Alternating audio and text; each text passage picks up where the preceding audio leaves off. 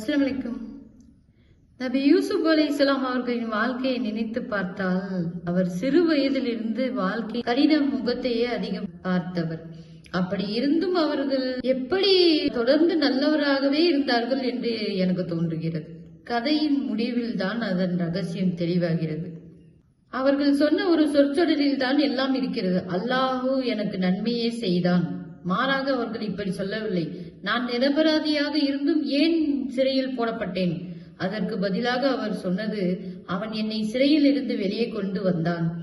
அவர்கள் இப்படியும் கேட்கவில்லை, என் சகோதரர்கள் ஏன் இப்படி செய்தார்கள். அதற்கு பதிலாக அவர்கள் சொன்னார்கள், சைத்தான் எனக்கும் என் சகோதரர்களுக்கும் இடையில் பகையை ஏற்படுத்தினான். அசீஸின் மனைவியுடன் ஏற்பட்ட கடுமையான சோதனையில் அவரை நிலைநிறுத்தியது இந்த நினைவுதான். அல்லாஹ்விடம் நான் பாதுகாவல் தேடுகின்றேன். அவனே என் இறைவன். அவன் எனக்கு நல்ல இடம் தந்தான். அவர்களுக்கு வந்த ஒவ்வொரு சோதனையிலும் அவர்கள் பார்த்தது துன்பத்தை அல்ல, அதில் மறைந்திருந்த அல்லாஹ்வின் கருணையே.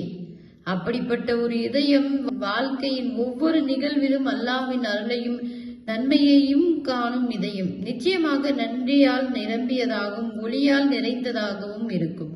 அல்லாஹு தன்னிடம் இவ்வளவு நன்மை செய்திருக்க அவர்கள் எப்படி ஒரு நல்ல அடிமையாக இல்லாமல் இருப்பார்கள். உண்மையில் நாமெல்லாம் அல்லாஹுவின் நன்மைகளில் மூழ்கியவர்கள் தான்.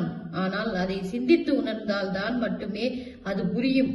எல்லா புகழும் எல்லா நன்றியும் யா அல்லாஹ் உமக்கே. இந்த வீடியோ பிடிச்சிருந்துச்சுன்னா லைக் பண்ணுங்க, மறக்காம சப்ஸ்கிரைப் பண்ணிக்கோங்க, உங்க ஃப்ரெண்ட்ஸ் அண்ட் ஃபேமிலிக்கு ஷேர் பண்ணுங்க. அஸ்ஸலாமு அலைக்கும் வரஹ்மத்துல்லாஹி வபரகாத்துஹு.